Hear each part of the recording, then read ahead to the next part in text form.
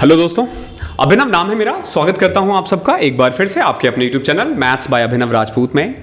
एक बहुत ही common question कह लो जो बहुत लोग मुझसे पूछते हैं या बहुत बच्चे पूछते हैं, आप में से भी बहुतों के दिमाग में ये क्वेश्चन आता होगा कि सर कितने घंटे पढ़ना चाहिए। ये वाला जो सवाल है ना, ये बड़ा ही कॉमन है हर बच्चे में कि कितने घंटे पढ़ूं कि एसएससी निकल जाए, कितने घंटे पढ़ूं कि सीएचएसएल निकल जाए, कितने घंटे पढ़ूं कि बैंक के एग्जाम्स निकाल दूं। तो हम इन्हीं के बारे में आज बात करने वाले हैं। प्लस कुछ क्वेश्चंस ऐसे आते हैं कि सर आप कितने घंटे पढ़ते थे, मैं कितने घंटे पढ़ता था, हम इस पर भी बात करेंगे। तो एक तो इसका जो आंसर है ना, वो हर बच्चे के लिए अलग अलग होगा, हर बच्चे के लिए अलग अलग होगा। और एक चीज हमेशा जान लो कि आपको ना आपका बेस्ट देना है। बेस्ट मतलब ये हुआ कि अगर आपके पास 24 में से 15 घंटे पढ़ने के लिए मिलते हैं ना, तो आप एटलीस्ट 12 घंटे पढ़ो। अगर आपको 24 में से 20 घंटे पढ़ने के लिए मिल रहे हैं ना, 20 तो घर नहीं मिलेंगे, मैक्सिमम 16 ही मिल सकता है, 8 घंटे आपको सोना भी है सब कुछ करने में। तो एटलीस्ट अगर आप बिल्कुल खाली हो तो आपको 10 से 12 घंटे देने चाहिए एटलीस्ट, ठीक है। अपना मैक्सिमम दो। अगर कॉलेज वाले बच्चे हो तो जो आपको टाइम मिले, नो डाउट कॉलेज ज्यादा इंपॉर्टेंट है। अगर आप जॉब भी कर रहे हो तो आपको जॉब भी देखना पड़ेगा। ये सब देखते हुए हमेशा अपना ना बेस्ट दो, अपना बेस्ट दो। अब आ जाते हैं हम अपने टॉपिक पे। तो मैंने ना इनमें बच्चों को ना 3 कैटेगरी में डिवाइड किया है। एक पहला कैटेगरी जो है ना, ये ऐसे बच्चे हैं जो बीटेक होल्डर्स हैं, जिन्होंने बीटेक किया है या उन्होंने कोई टेक्निकल कोर्स किया है। देखो ये जो बीटेक वाले बच्चे होते हैं ना, अक्सर आपने देखा होगा, ये जो टॉपर्स वगैरह होते हैं ना, जो मैक्सिमम एसएससी या फिर कोई भी गवर्नमेंट जॉब है ना, वो टेक्निकल डिग्री वाले लेके जा रहे हैं। तो मेनली होता क्या ना, इनका दिमाग बहुत ब्रिलियंट होता है। ये बहुत पढ़ते हैं, मतलब पढ़ते नहीं है, दिमाग बहुत चलाते हैं। तो अगर आप बीटेक होल्डर हो, आप पढ़ने में हमेशा से अच्छे रहे हो, तो आपकी ना कैचिंग पावर बहुत है। आप चीजों को ना जल्दी ग्रैब कर लेते हो, आप चीजों को देख के डरते नहीं हो। यू नो कि हाउ टू हैंडल सिचुएशंस। तो अगर वो 5 घंटे 4 घंटे भी पढ़ते हैं ना, तो वो सफिशिएंट है उनके लिए। 4 to 6 आवर्स उनके लिए बहुत है। वो पढ़ लेंगे, वो निकाल देंगे एग्जाम, क्योंकि उन्होंने पूरा ग्रेजुएशन जो है ना एक दिन पढ़ के निकाला है। तो अगर आप हमेशा से अच्छे रहे हो तो आपके लिए तो 4 से 6 घंटे काफी है, अगर आप बीटेक होल्डर हो तो। लेकिन ऐसे बच्चे कम मिलते हैं, क्योंकि अगर आप इतने ब्रिलियंट हो तो आप कहीं और जाओ, आप एसएससी में क्यों हो। सिंपल सी बात है।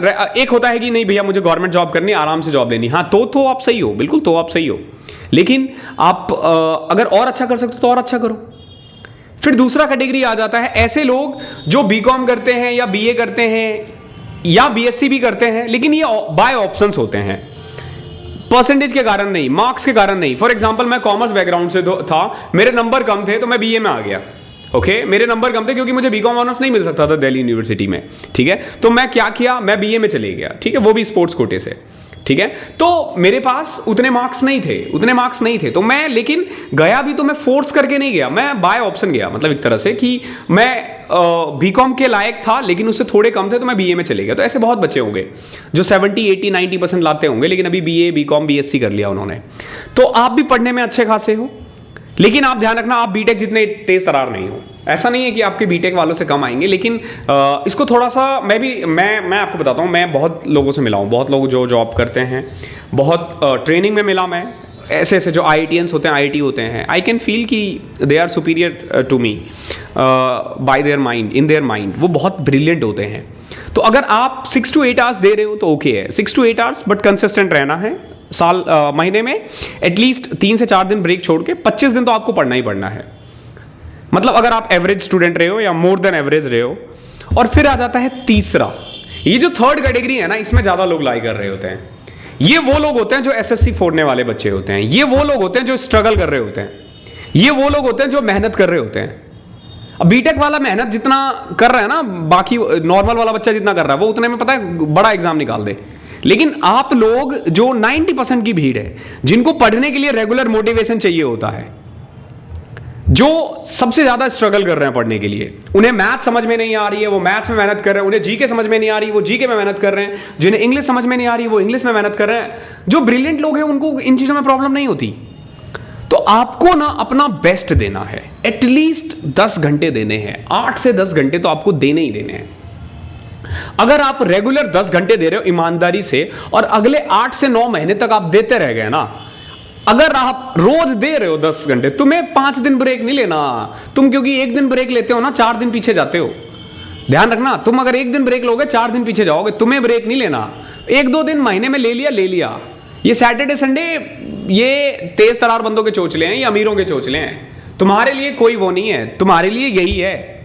अगर गवर्नमेंट जॉब निकाल लोगे तो 80,000 कमाओगे, 70,000 कमाओगे, प्राइवेट में तुम्हें 15,000 भी नहीं देंगे।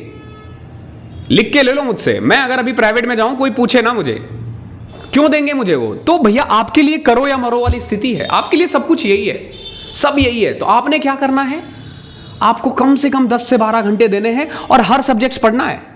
ऐसा नहीं कि कोई कोई सब्जेक्ट छोड़ दिया, मेरा ये वीक है, ये वो है। सारे सब्जेक्ट्स अगर आप अच्छे से करते हो 10-1 घंटे, मिनिमम 10 घंटे, उससे ऊपर दो, निकल जाएगा, जरूर निकलेगा। इतना करके देखो, अपने आप बढ़ेगा। अब एक सवाल आता है कि सर आप कितना पढ़ते थे? तो देखो पर्सनली मेरे साथ कुछ प्रॉब्लम्स थी और कुछ मेरे साथ प्लस पॉइंट था। प्लस पॉइंट क्या था कि मैं मैथ्स पढ़ाता था अप टू ग्रेजुएशन लेवल, तो मुझे मैथ्स में कभी स्ट्रगल नहीं करना पड़ा। स्टार्टिंग फेज में मैंने बैंकिंग की तैयारी की और मेरे बैंक्स के सारे एग्जाम्स निकल गए, तो मुझे रीजनिंग में भी स्ट्रगल नहीं करना पड़ा। मुझे स्ट्रगल करना पड़ा इंग्लिश में। मैं बता रहा हूँ 2015 में मेरे 97 थे आउट ऑफ 200, 47.5% होते हैं ये। उसको मैं जंप करके 152 लेकर गया। इवन 162 थे, वो तो नॉर्मलाइजेशन में 10 मार्क्स घट गए। ठीक है, तो मतलब मैं 76 जंप किया। तो मैंने इंग्लिश में स्ट्रगल किया, मैंने जीके में स्ट्रगल किया। तो और साथ में मेरा कोचिंग भी था, और कोचिंग भी मेरा अच्छा खासा था। ये नहीं कि 4 बच्चे को बुला के पढ़ा दिया।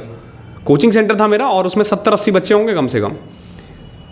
तो मेरे को ज़्यादा टाइम मिलता ही नहीं था मुझे पढ़ाने के लिए। खुद की पढ़ने के लिए मुझे हार्डली 4 घंटे मिल पाते थे, 4 घंटे 5 घंटे। तो मुझे लगता था मैं 3 से 4 घंटे 5 घंटे पढ़ता हूँ, और मैं मॉक पे ज़्यादा टाइम देता था। इंग्लिश और जीके पढ़ता था, बाकी मैं मॉक्स देता था। तो पर्सनली मैं तो 4 से 6 घंटे ही पढ़ा हूँ। ठीक है, 4 आवर्स 6 आवर्स। एग्जाम से ठीक पहले तो आपको पता है 15-15 घंटे पढ़ने पड़ते हैं, वो सभी को पढ़ना पड़ता है, उसमें कोई वो नहीं होता। बट नॉर्मली मैं 4 to 6 आवर्स पढ़ता था। और यू कैन सी, देखो मैं कहाँ हूँ। और मैं कभी भी ब्रिलियंट नहीं रहा हूँ। मेरी देखो, मैं ब्रिलियंट नहीं बोल पा रहा, तो आपको पता चल गया होगा मैं कितना तेज तरार हूँ। ठीक है, मेरे 10th में भी 60 थे, 63, 64, 12th में भी इतने ही थे, 1-2% कम कर लो, और ग्रेजुएशन में भी इतने ही थे। तो मैं कभी भी ब्रिलियंट स्टूडेंट नहीं रहा हूँ, बट स्टिल मैं यहाँ हूँ। मैंने SBI PO, banking, IBPS PO, SBI clerk, IBPS clerk, LIC के एग्जाम्स, SSC CGL, CHSL सारे एग्जाम्स निकाले हैं मैंने। तो आई नो कैसे करना है। आपको बस क्या करना है, अपने आप को पहचानो कि आपके अंदर का बेस्ट क्या है, और उस चीज़ को फोकस करो, निकल जाएगा।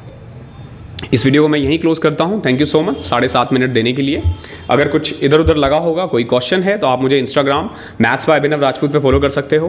क्लासेस की PDF के लिए आप मेरे टेलीग्राम चैनल मैथ्स बाय अभिनव राजपूत को भी फॉलो कर सकते हो। वहाँ से आपको फ्री PDFs और क्लासेस मिलती रहेगी। Thank you so much. मिलता हूँ अगली क्लास में, तब तक के लिए पढ़ाई करते रहो।